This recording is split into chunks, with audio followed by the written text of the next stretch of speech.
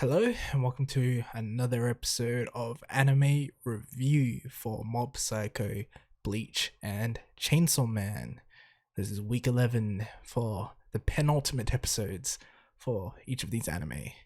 Well, like, technically the third last for Bleach, but the finale is an hour long, combining episode 12 and 13. So, pretty much the penultimate episode. So, yeah, the Mob Psycho episode already dropped, so I think I'm gonna withhold on watching the last episodes until Chainsaw Man drops, and then I'll watch all three back to back, and then hopefully be able to record the review right after. But we'll see what happens next week. This week though,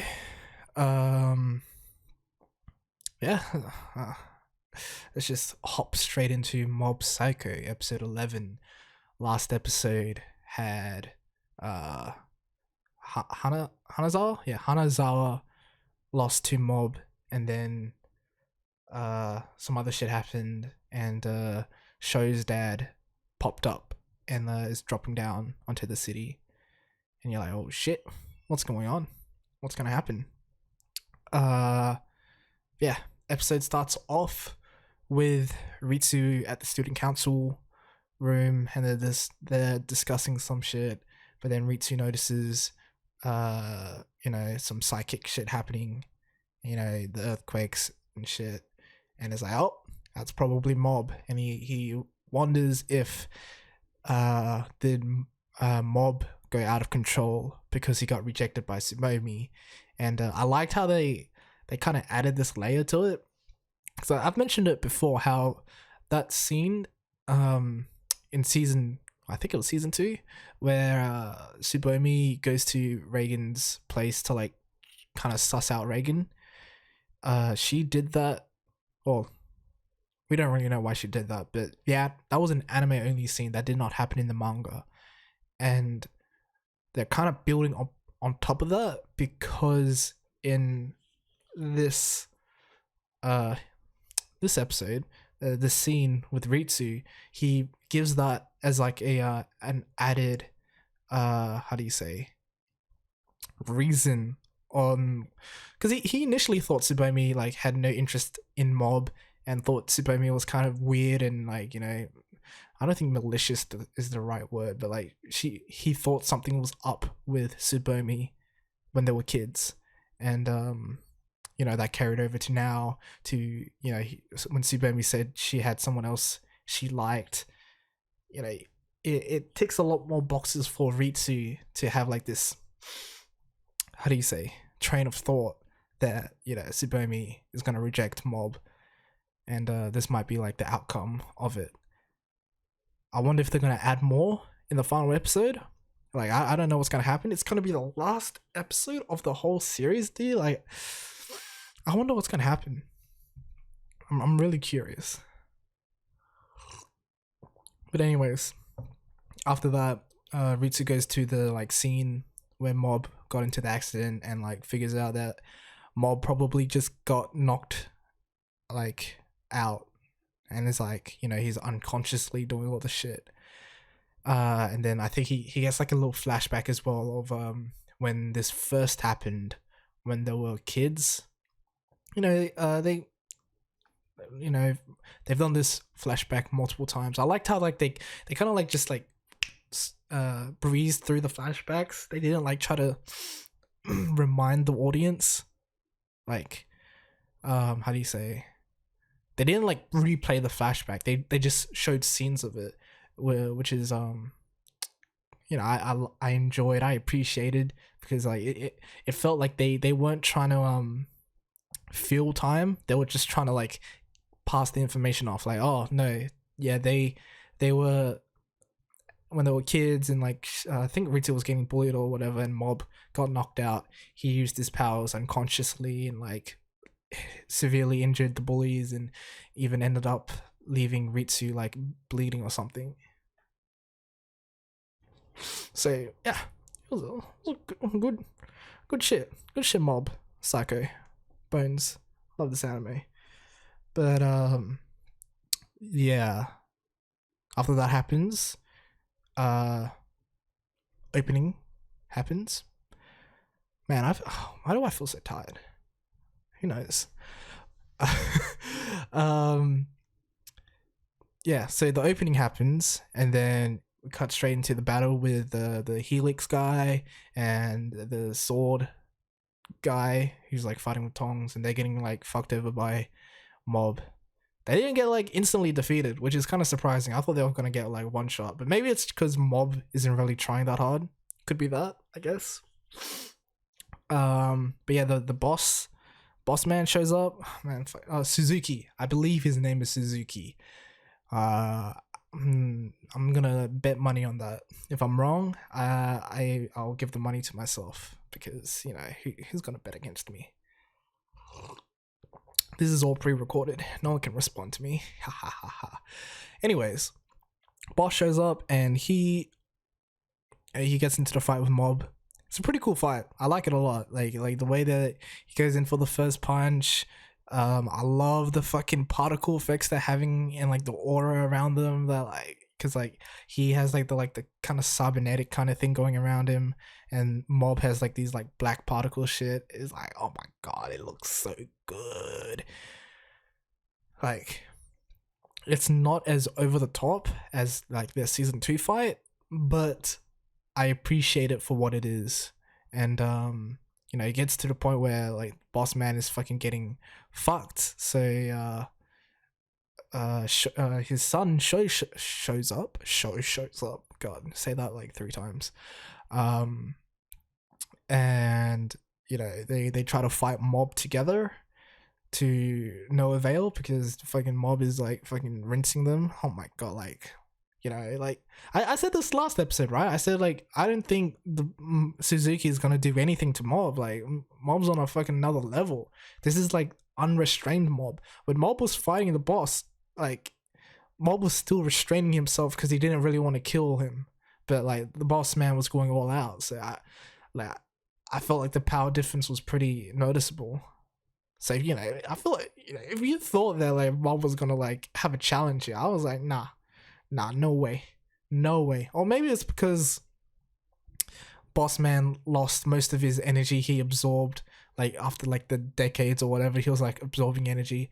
Maybe he used it up all in that fight. So if he had that energy now, maybe it would have been a more even fight. I don't know, but as it stands right now, he got fucked. And I liked how it's probably my favorite scene so far in these like 11 episodes. Oh wait, no, but this is with Dimple.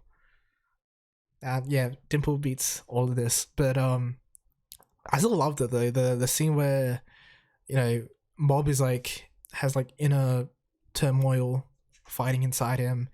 You know, like his real self is trying to like stop what's happening, but then Suzuki's like, yo, I know what to do. I have to do what Mob did to me and like take in their energy, like be the vessel for the energy, and like, you know, sacrifice myself. But then when Suzuki goes in and like attempts to do that, shows like, yo, dad. It's like, oh my god, like, oh, that was so good. Because it's like, bro, like, oh my, dude.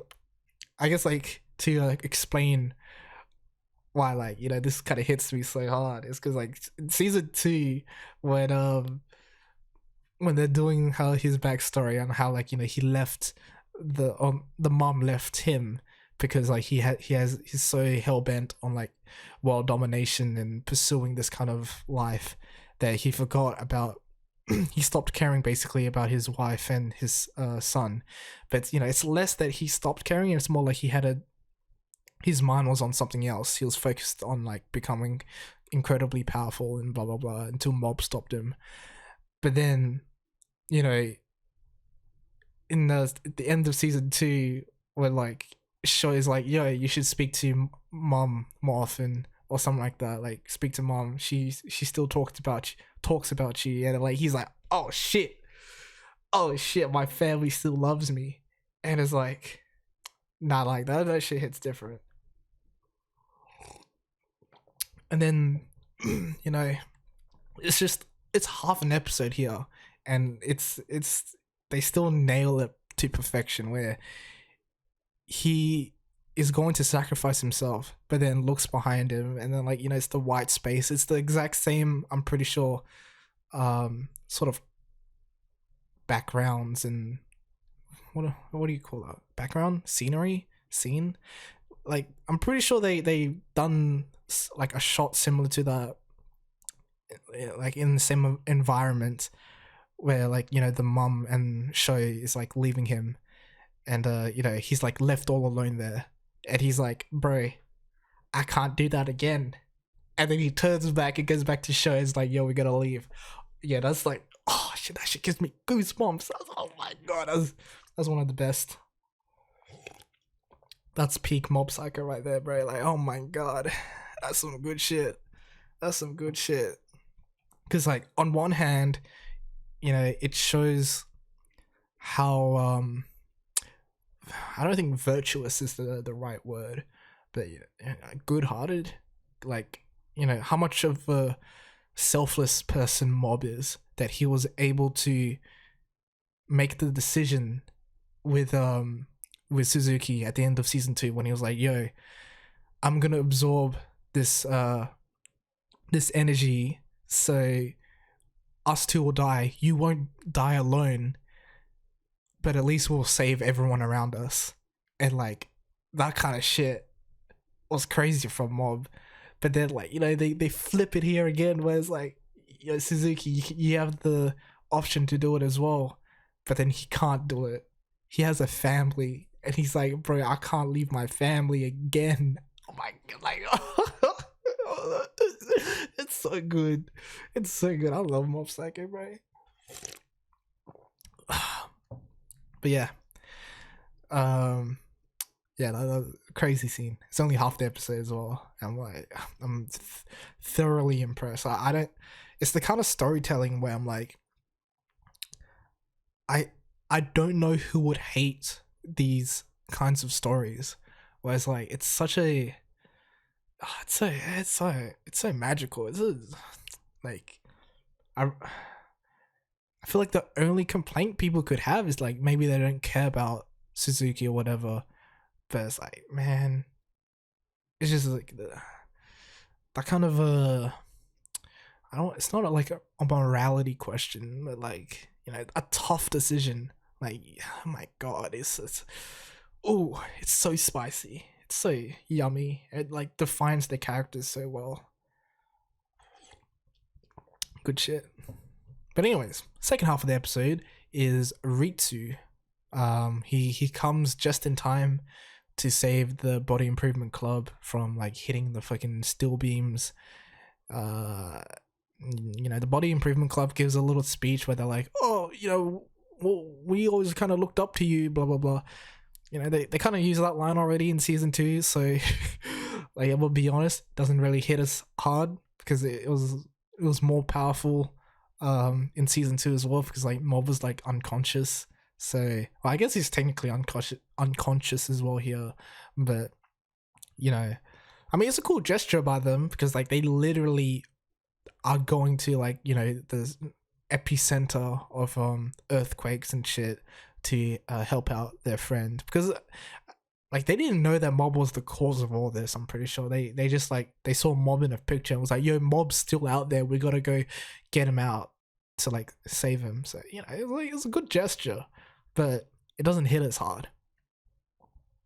But what did hit as hard was fucking Ritsu. Oh my god, like, oh shit, I know she was so good, because, like, he's like, they've been counting up the percent thing throughout the entire episode. I think it started off as, like, a 30% or whatever. Maybe it happened last episode as well. I don't think it did, because we didn't see Ritsu at all. But it's been happening all episode long. And Ritsu gets, like, kind of restrained in these, like, thread thingies, psychic powers or whatever, and he's, like, talking to Mob like, yo, like, this power that's within you, it's just another you, like, you're both the same person. He's finally confronting Mob and shit, where it's like, because they have that whole thing where after that incident where Mob hurt Ritsu, he says like, yo, that kind of fucked our relationship where we don't even talk to each other. I can't be open to you because I'm afraid if I anger you, that shit will come out. And Mob restraining his emotions because he doesn't want to feel like an extreme emotion to the point where that thing comes out of him again and he loses control. And you're like, shit, Ritsu's confronting that where it's like, yo, that's just it's like the Persona 4 thing where it's like, yo, you gotta accept that's the you. Like, well, what's the line they say? You are me, I'm you, I am thou, thou art I. And like, Persona 4 it's actually hilarious if you've never played the game. It's not really a big spoiler, but basically every dungeon or whatever, when you're like one of these characters, they keep talking to their other self and it's like, you're not me, you can't be me, and then like they're rejecting a different side to them, and it's like they're kind of playing with that idea here with Mob, where it's like, his power was born from him completely restraining himself. So he has like this one side that's like the extremity for like all the emotions and like living freely like that, and then he has his regular self where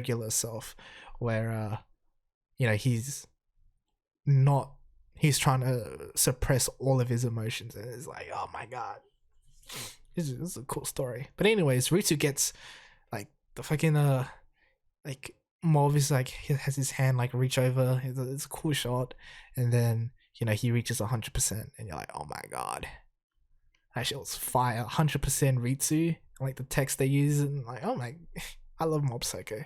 It's good shit. He still loses though. But like they have the point of view shot of him being lifted up in the air. That shit was pretty sick as well. Like they kind of hyped him up for nothing, which is kind of sad. But it was cool still. Like I ain't mad. Like I love Ritsu. But anyways, after that happens, Mob has a talk with himself in I guess like his like current like sunken world thingy, like his consciousness, and he's kind of talking with his other self, who appears as like a scribble thing, and then it turns into, oh wait, I haven't even well, at least I could show it right here, like this Mob outline thing that's right there appears. Yeah, totally set that up on purpose, by the way. But anyways, he appears and is like saying like, yo, I'm Kageyama Shigeo, and Mob is like, no, that's me. And it's like, no, you're the fake, you're just Mob, I'm the real Kageyama. And they have the real like the back and forth talk where it's like, yo, you gotta stop doing this. I like Tsubomi, but I wouldn't hurt anyone because of it. And he's like, yo, I'm living freely, you're trying to restrain me, you can just disappear and then you don't need to worry about anything.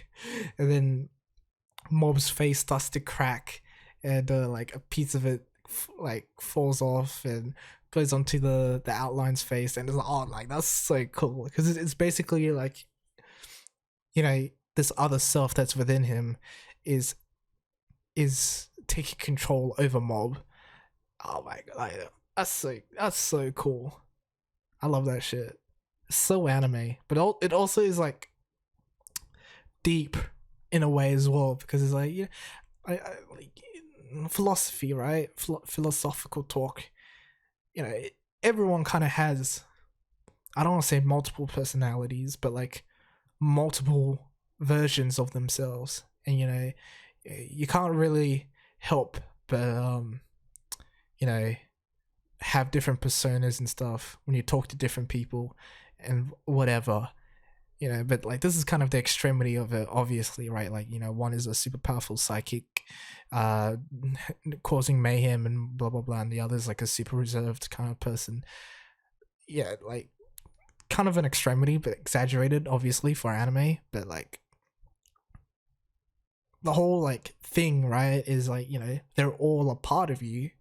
But here it's like, it's kind of showing like, you know, what if one takes over the other and like, you know, becomes the main person. It's like, oh, that shit's kind of sick. I love that shit.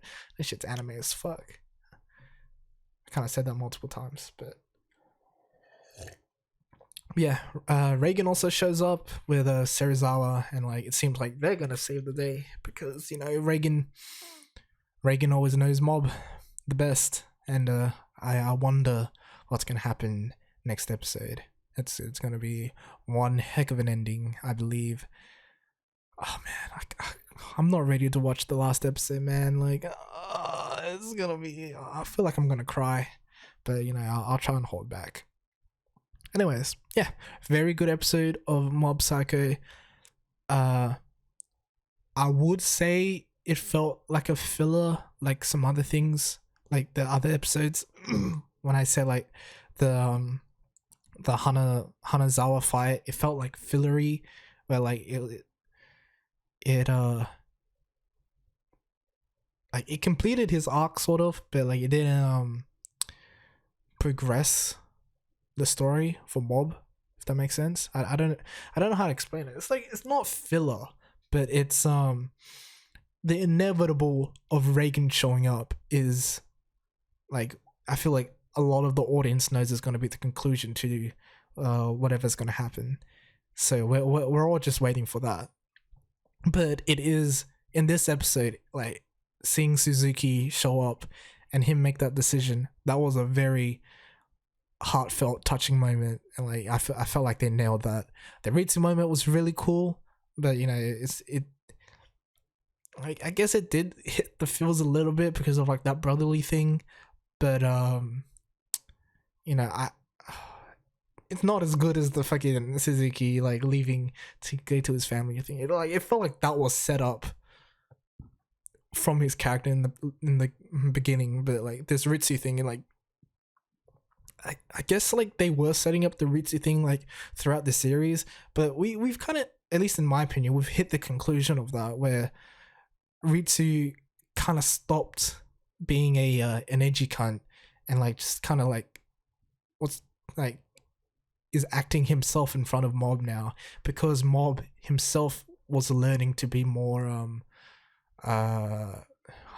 I don't think emotionally available is the right word, but like, you know, he's revealing more of his emotions. He's not suppressing himself always, and that like, so then like the whole thing was like, you could see the relationship get better over time, like gradually. But you know, I guess like this was supposed to be like that kind of shonen moment where it's like, oh yeah, all their problems are solved in like one conversation. But I mean, it's not bad. It was cool.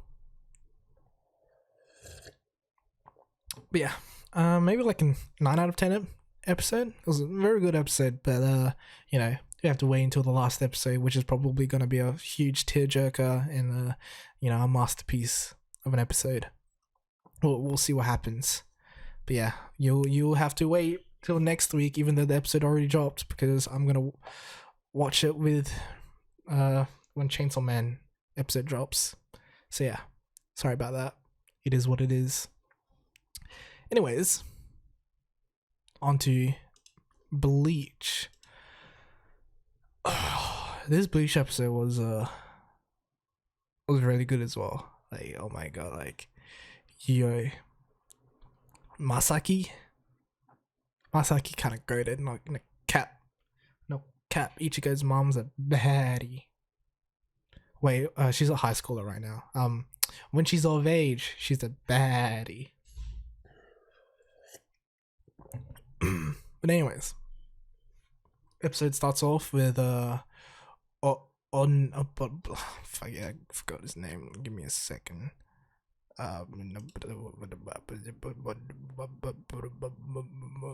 Oetsu. It starts off with Oetsu giving like a little plot dump thing of the Asauchi, where every Soul Reaper starts off with one, and then it's through spending time with an Asauchi, like the standard Soul Reaper sword, then it like awakens and transforms into a Zanpakuto, which has like, you know, like a personality, a soul, or like whatever the fuck a Zanpakuto is. Um, and then through that, the Soul Reapers can start communicating with their Zanpakuto, and then eventually, they get the Shikai and then Bankai and whatever. And then that kind of explains why all the lower tier Soul Reapers never have a Shikai, at least. It's because maybe they haven't spent enough time or with training or whatever to awaken their Zanpakuto. And then it's usually only the highest seated members that kind of do that. Damn, I feel fucking how long? It's only 25 minutes, and I feel like my throat was ruined with that Mob Psycho talk. Sorry about that. How was I able to do this 10 other episodes without my voice kind of dying halfway through? Oh well. Anyways, we go to Ichigo in the world of the living, where he's in front of the Kurosaki clinic, but then runs away and goes to his old boss, Unagiya, the older woman character that is kind of it's not really a mother figure for Ichigo, but more of an older sister, I guess. I mean, I think she says she feels like an older sister to him. I'm not really sure how I feel. I never kind of understood Unagiya's role in Bleach. I mean, I kind of guess she's supposed to be the older sister type, the female nurturing that Ichigo lost when his mother died, because it's not like Rukia was ever the older sister type to him, or anyone else in his life. So she sort of feels that gap, but it's also weird because it's well,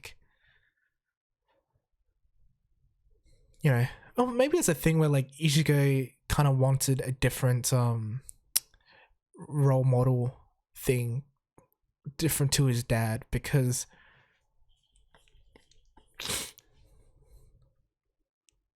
I'll be honest, I have no idea where I'm leading with this talk. I don't understand it. I mean, I do understand it, but I don't see the bigger picture. I'm usually pretty good at spotting what leads characters down different roads and different interaction with characters. But this one is does he just trust Unagiya more than his dad, or feels more of a connection with her, more safer?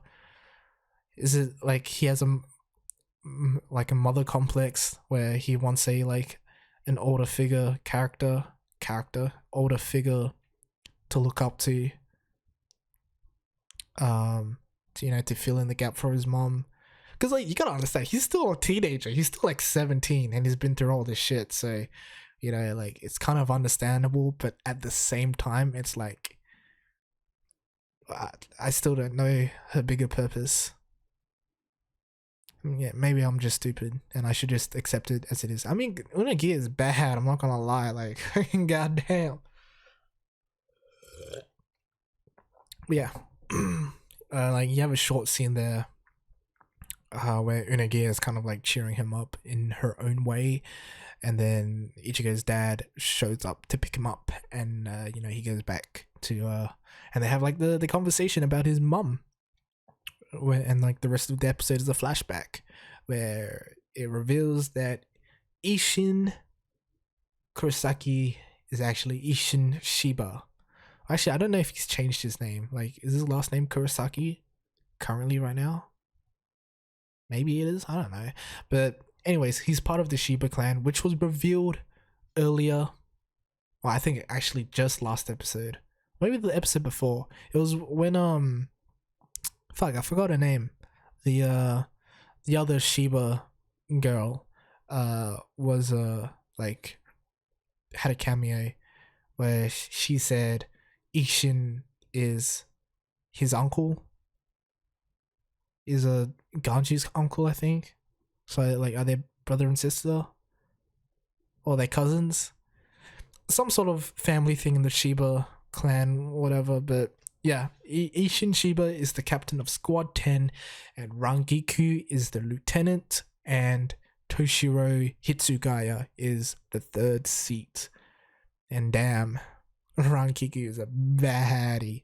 Dude, I feel like that's all I've been saying. Like, these last 11 anime reviews, I just call women baddies. I should like really do some better analysis work, but you know, like, I guess it is what it is. You know, you can't stop me.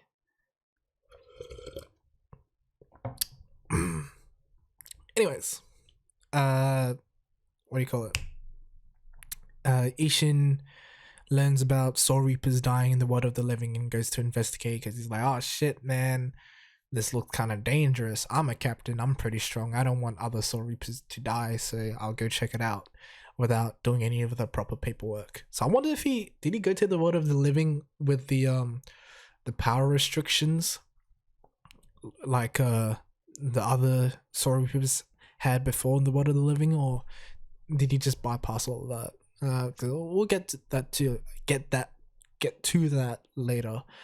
Anyways, Aizen, Tosin, and Gin are there. They're scheming because they're like, you know, like Shinji and the other holified captains. I think they're like searching for them, but they still can't find them. Like they're in hiding, and they're doing. Aizen and gang are like doing some experiments or whatever, and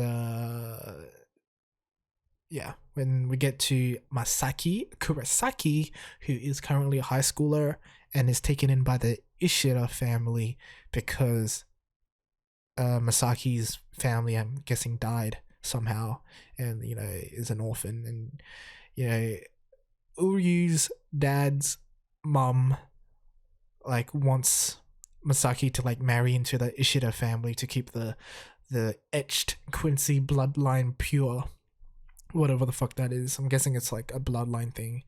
And Ryukin, Uryu's dad, is like, he's not like second guessing it, but it's more of you know, he wonders if Masaki really wants this, or if he can like make he uses the line will that make Masaki happy, but I feel like it's more of a how do I say this? I can't fucking, I'm so stupid right now. Like, where's my brain at? I feel like I can't talk. Masaki Ryukin is second guessing the Masaki marriage thing because he wonders if that's the best thing for Masaki. Fuck, I can't even say her name properly. Probably. Can I even speak? What's happening with me? Am I having a stroke? It is really hot today, but yeah, Masaki.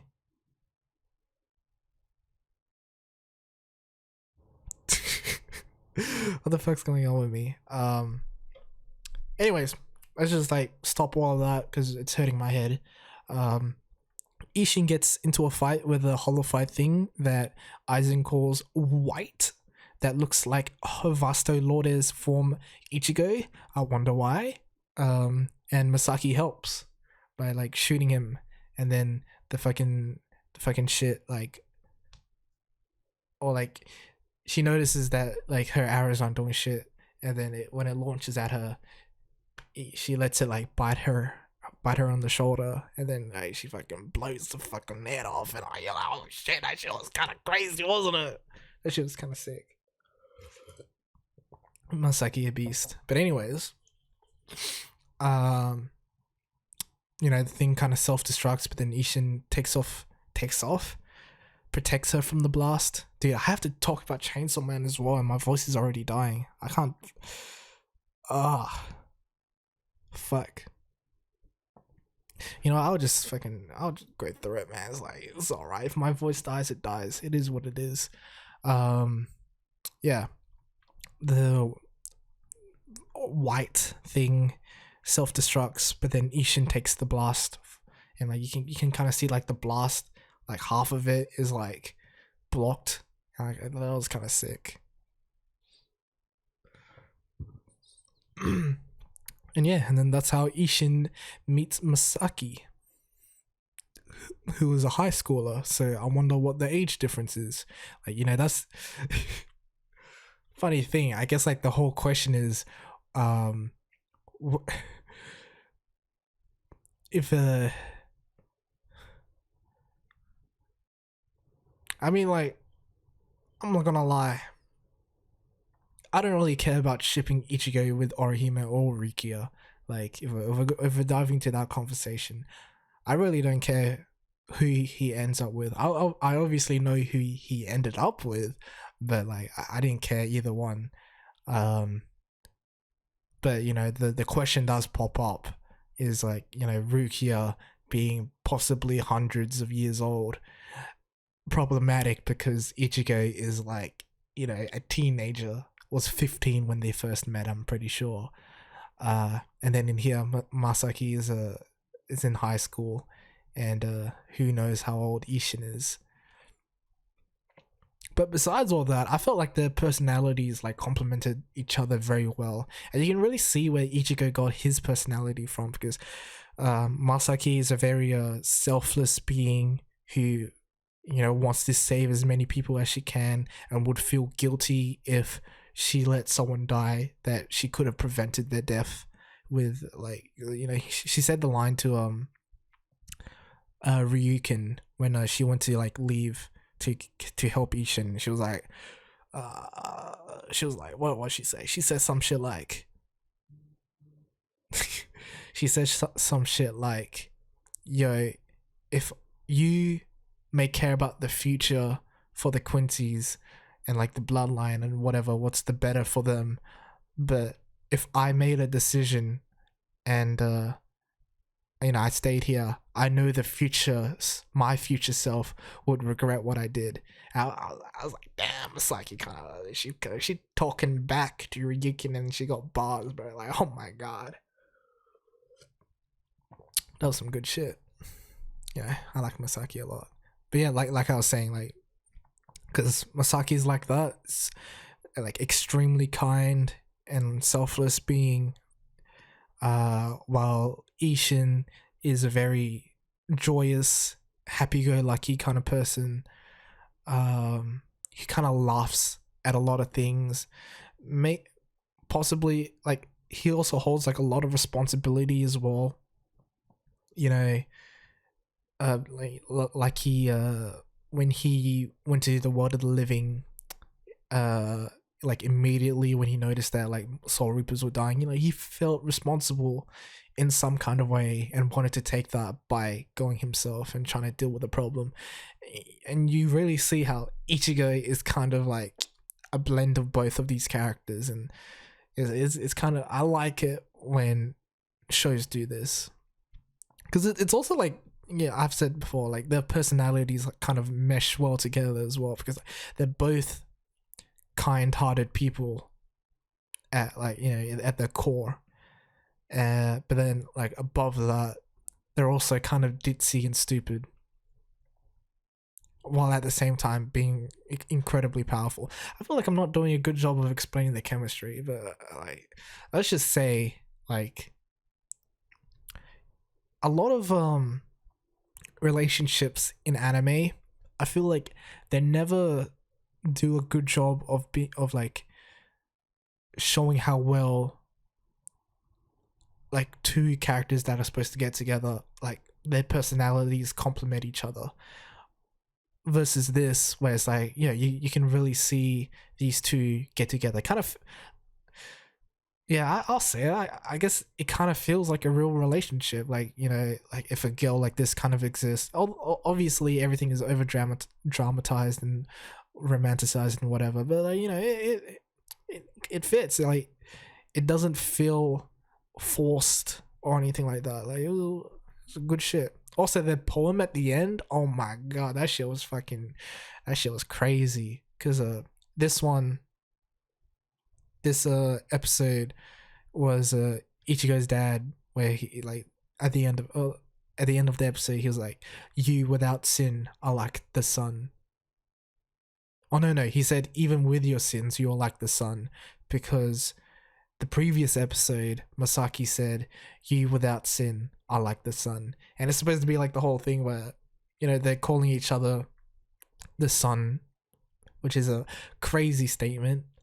You know, it reminds me of that Timberlake song, "Cry Me a River." You are my sun. That shit was I don't know where I brought that from, but I guess it's supposed to be something where Masaki somehow created some kind of fault, and then that's why she's the one with sin. But Ishin, being the one without sin, like still thinks of Masaki as the sun. And it's like, you know, it's a cool. Oh my god, I love poetry. I think I like that shit was, that shit's fire. I feel like you could do like a whole essay about that shit. Anyways, I guess like a sort of overall summary, expectation, review, analysis of the episode. I really liked how they did lighting in this episode, because throughout the episode, yeah, throughout other episodes, they did like a lot of darker tones and stuff, and like that played well with the quincies and the lights and shit. And that carried over in here as well, with you know, it constantly being raining and shit. Oh, the episode was called Everything But the Rain as well. I thought that was a fire episode title. Even the title drop was really cool as well, how like it was like freeze framing of the raindrops falling. That shit was sick. I think that might be my favorite title drop out of all of them. It felt like the most stylized, and like it was some good shit. Anyways,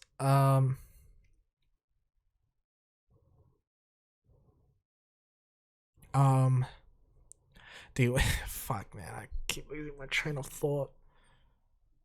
Oh my god, I feel like I'm. Should I just pause this and record it later?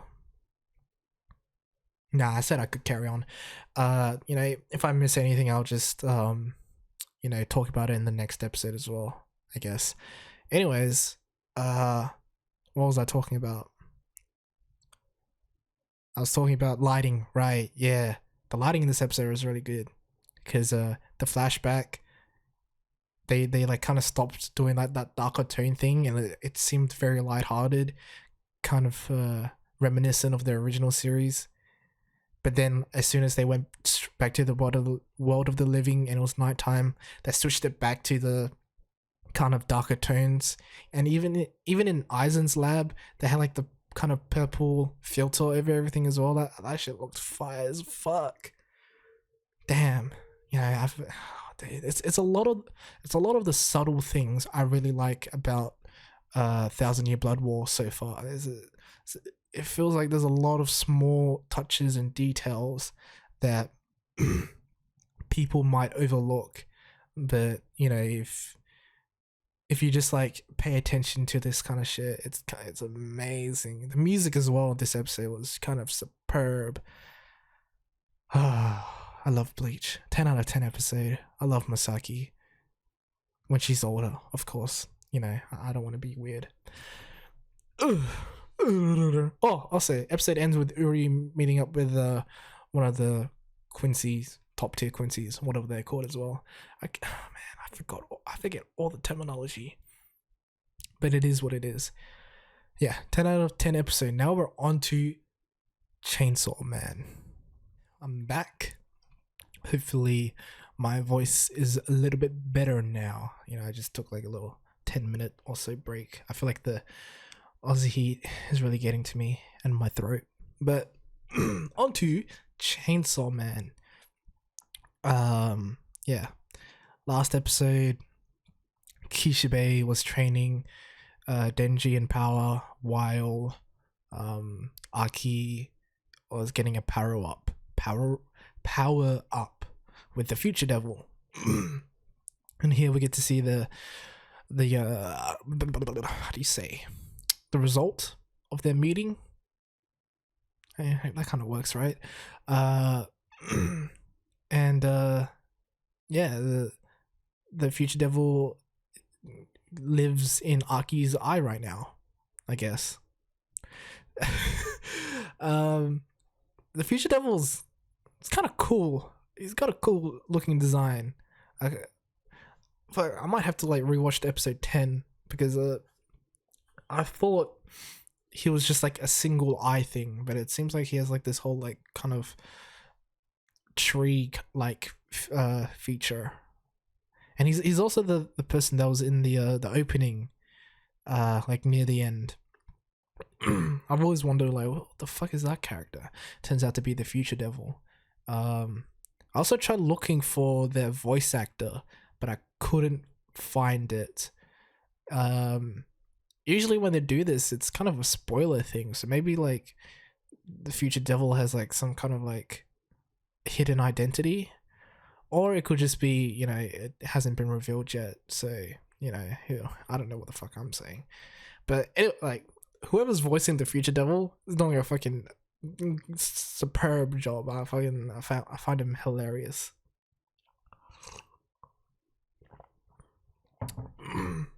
But then he says like, oh yeah, just let me live in your eye and I'll give you your powers because I like you have your death would fucking rule, is what he says. And I'm like, shit. Well, that means Aki's gonna die, I guess. Well, we knew Aki was, we don't know if he's gonna die, I guess, in the anime. Maybe he's died in the mangas. I don't know, I haven't read the manga, but you know, at least I guess like they're forewarning his death. But like, you know, they've talked about it before, how he only has like 3 years left to live or something like that. So like we know he has a short life expectancy, but you know, we don't know what's gonna happen or when it's gonna happen. But yeah, like I'm interested to see how this develops, because I mean he kind of got fucked at the end of the episode, but you know, it is what it is. Kishibe's training, or at least daily training, ends with Power and Denji, and they all like, I don't know if Kishibe decided to do it or maybe it's just like a whole what are they called again? Devil hunters. Like they all decided to strike back at the kind of gang, like the snake devil woman and samurai sword. They call him samurai sword, which is weird because I swear I've seen katana devil thrown around. I've seen, you know, like sword devil, but a bunch of other names, but they're using samurai sword, and and they're saying it in English as well. Like they're like literally saying samurai sword. Like they're not even saying katana or anything like that. So like, but I'm pretty sure they're based in Japan. I don't really. Well, I mean, obviously they're based in Japan. Like they've talked about Tokyo and Kyoto and all that stuff. But I wonder what the decision is that they're calling him samurai sword. You know, like I wonder if there's a deeper meaning to that, or maybe it's just supposed to be like, oh yeah, samurai sword, it sounds cool. You know, like maybe it's just their nickname for like the actual title, which is like katana or something. But you know, it is what it is. Then we get Kishibe and Makima having like a sort of lunch, dinner, meal thingy, drinks, and Kishibe confronts Makima on knowing what was going to happen a few episodes ago when they got attacked, and you know, Makima's like, oh, what do you mean? I didn't know anything was going to happen. I was at Kyoto, you know, I got attacked too, you know. And you know, gives like some bullshit thing where she's like, oh, I just want I want to help and free and rescue as many humans I can from the devils. And Kishibe is like, you're lying, seeing through his through her bullshit. And Makima, like, he's goes from like a straight, like, not really a frown, but like sort of a downward, not a downward look, but like from like, it's not expressionless as well. But basically, she goes into a like a little smile, and you're like, damn, I think she likes Kishibe. At least not like in that way, but like enjoys that Kishibe sees through Makima's bullshit. She's like, this is gonna be fun. Then we cut into the gang Yakuza. They're not really Yakuza members. I think they're just gang members who like, got guns and shit and trying to like start a revolt. But yeah, they're like all worried about Makima because they say like, oh, if anywhere in Japan is not safe with Makima around, and like, god damn, that's crazy. I wonder if they know what Makima's powers ability is.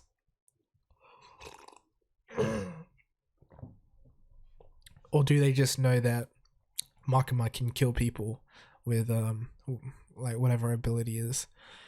But yeah, that was a cool scene, and they're like, the samurai sword guys like, oh, I gotta kill Denji and get his heart and blah blah blah blah blah.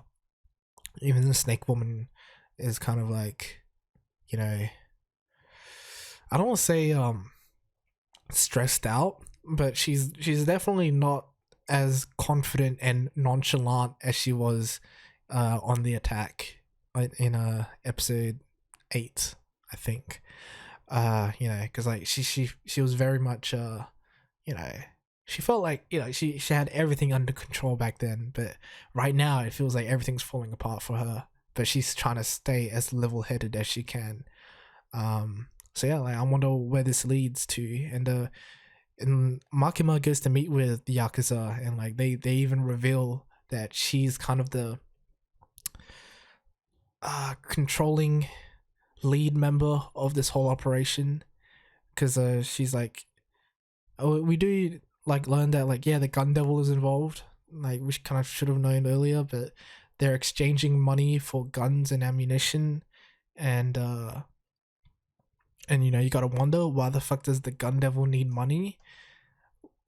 Like, and what purpose does this whole operation of trying to kill the chainsaw devil like work? Like, or they really just need Denji's heart, is what they keep saying. Actually, they don't really want to kill him, it seems.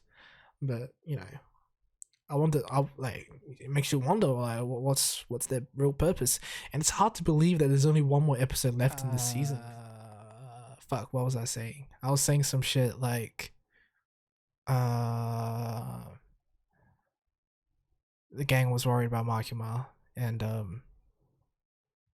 they were getting, what do you call it?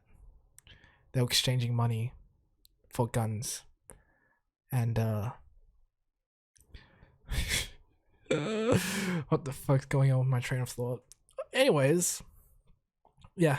So I guess, yeah, the Yakuza kind of starts to like, going on a little spiel on like how, oh, we're a necessary evil, we keep away the foreign gang members outside of Japan from entering our lands, and like, being really fucked up. We're actually a lot more kind than those people.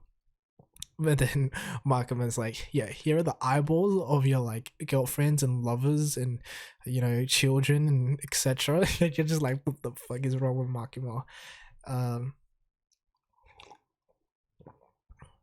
Because she's asking for the names of everyone involved, and you're like, oh shit, what the fuck's going on?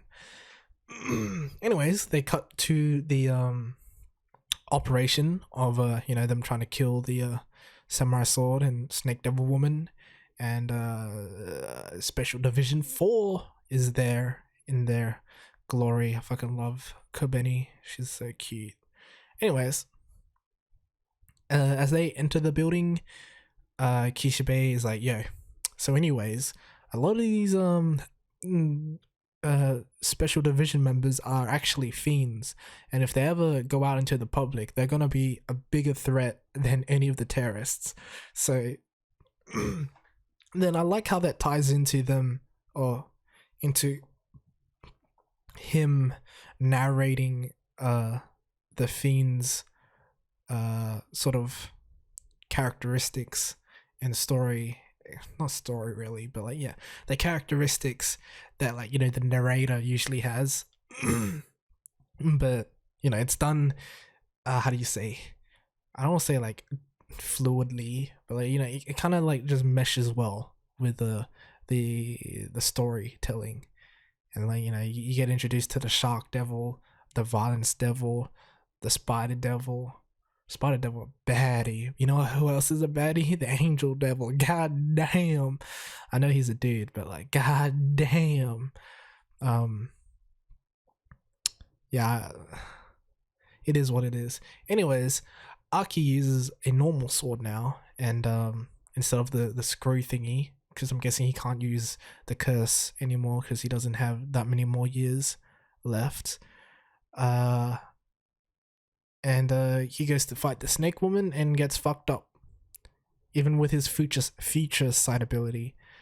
Because I don't know how the snake woman also got the ghost devil. I guess because I doubt it's a thing where it's like, oh, if you defeat someone else, you then get their devil that they made a contract with. So maybe it's a thing where the ghost devil liked what she did, so she switched sides. I'm not really sure, but yeah, Aki's like getting choked out at the end of the episode, and you're like, what the fuck is going on? I mean, I doubt he's gonna die here, but you know, it's interesting to see what happens later on. I have a lot more I could have said about this episode, but you know, I'm also kind of possibly dying from a stroke, so I kind of want to cut this episode short. Even though we're still like probably like close to 1 hour long. Overall, I give this episode like a 10 out of 10. So I like the Angel Devil a lot. I ship him with Aki. I'm sorry. Like I just can't help myself. Like they just seem like really cute together. Especially because like Aki just lost Himeno, and then he's kind of like fighting his own battles. But then the angel devil like can't get close to people because he might what's the word? Oh, like I think it's like anything he touches loses their life. So it's like, oh shit, that's kind of crazy. I mean, I could probably spend a while talking about how like the how do I say, the shit that's going inside of my head right now, like the interactions they could have, the possible chemistry, but you know, I'm also dying, so yeah, 10 out of 10 an episode for Chainsaw Man. Anyways, that was it for week 11 for these 3 series. Yeah, I thoroughly enjoyed all of these episodes. I thought they were very good. I apologize for my constant stuttering and dying voice, but you know, hopefully it will get better next week. Yeah, if you're still here, be sure to like, comment, and subscribe. Yeah, see ya.